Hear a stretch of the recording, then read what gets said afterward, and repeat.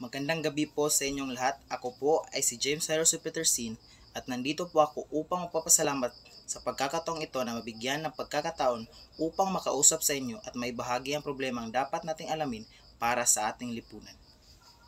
Ang kasalukuyang kalagayan ng kawalan ng pagkapantay-pantay na pagkakataon sa ating lipunan ay isang suliraning hindi maaaring baliwalain. Sa gitna ng makabago at umaasenso nating mundo, ang social inequality o kawalan ng pagkapantay-pantay ay nagiging malinaw na sagabal sa pag-unlad at katarungan.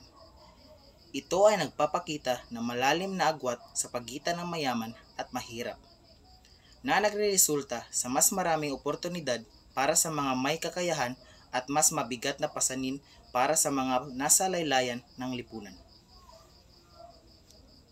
Sa ating pagtutulungan, maaari nating baguhin ang itong sistematikong kawalan ng katarungan. Dapat tayong magtulungan upang mapanagot ang mga institusyon at individual na nagpapalaganap ng social inequality. Ang pagsusulong na edukasyon, pantay-pantay na oportunidad, at tamang mga patakaran ay makakatulong na labanan ang kawalan ng katarungan. Ang social inequality ay hindi tayo magdadala bilang isang lipunan. Kailangan natin magkaisa upang itaguyod ang pagkapantay-pantay at mabigyan ng boses ang mga nasa laylayan ng ating lipunan upang tayo'y umunlad ng sama-sama. At iyon lang po at maraming salamat at magandang gabi sa inyong lahat.